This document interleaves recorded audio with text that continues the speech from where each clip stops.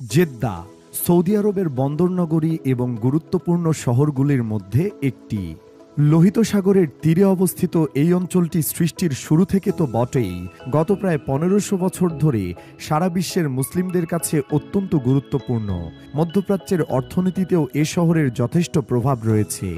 আজকে আমরা জেদ্দা সম্পর্কে বিভিন্ন তথ্য জানব।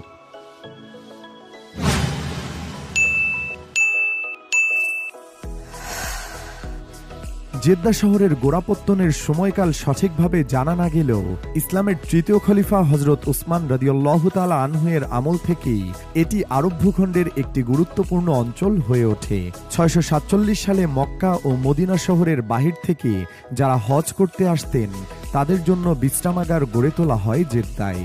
তখন থেকে এই অঞ্চলের ইতিহাসের লিখিত দলিল পাওয়া যায়। লোহিত সাগরের পাশে অবস্থিত এই বন্দর নগরী মক্কা ও মদিনার প্রবেশদ্বার হিসেবেও পরিচিত। প্রথম দিকে মূলত জেলেরাই এখানকার প্রধান অধিবাসী ছিল। কালের বিবর্তনে এই বন্দর নগরীতে বিভিন্ন স্থান থেকে মানুষ কাজের খোঁজে এসে বসবাস শুরু করেন। 8ম শতক থেকে জেদ্দা শহরটি বিভিন্ন মুসলিম সাম্রাজ্যের অধীনে ছিল। এর মধ্যে খোলাফায়ে রাশিদিনের পরে আসা উমাইয়া বংশ এবং 750 সালের দিকে আব্বাসীয় খেলাফত উল্লেখযোগ্য। আব্বাসীয় শাসনের পর জেদ্দা ফাতেমীয় বংশের হস্তগত হয়। জেরুজালেম বিজয়ের পর সুলতান আলাউদ্দিন আইয়ুবী নিজেকে মিশরের সম্রাট ঘোষণা করলে তিনি 1171 সালে জেদ্দা শহরে নিজের আধিপত্য বিস্তার করেন। আইয়ুবী শাসনের পর প্রথমে মামলুক সুলতানদের এবং পরে 16 শতকে শহরটি অটোমানদের দখলে আসে।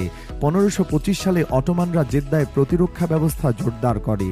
প্রথম বিশ্বযুদ্ধের পর 1927 সালে জেদ্দা আল সৌদ রাজবংশের অধীনে আসে।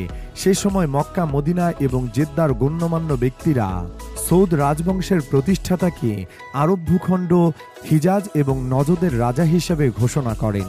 এরপর আল সৌদ রাজবংশের অধীনে 1932 সালে সৌদি আরব স্বাধীন রাষ্ট্র হিসেবে প্রতিষ্ঠা পেলে জেদ্দা দেশটির অর্থনীতি গুরুত্বপূর্ণ হয়ে ওঠে। তখন থেকেই জেদ্দা শহরের আধুনিকায়ন শুরু হয়। আধুনিকায়নের অংশ হিসেবে যাতায়াতের সুবিধার জন্য নৌবন্দরের পরিবর্তে হজ করতে আসা হাজিগণ জেদ্দা বিমানবন্দরে অবতরণ করেন। বর্তমানে জেদ্দা শহরে প্রায় 48,63,000 মানুষের বসবাস। স্থানীয়দের মধ্যে এখানকার 99% মানুষই সুন্নি মতাদর্শের অনুসারী। অল্প কিছু শিয়া মুসলিম দেখা গেলেও অন্যান্য ধর্মাবলম্বী স্থায়ী বাসিন্দা প্রায় নেই বললেই চলে। তবে ব্যবসায়িক কারণে এখানে ভিনদেশী অনেকেই বসবাস করেন। জেদ্দা শহরে মুসলিম শরিয়া আইন প্রচলিত। এখানে অন্যান্য ধর্মের গুরুত্বপূর্ণ স্থাপনা, উপাসনালয় বা ধর্মগুরুদের তেমন একটা দেখা যায় না।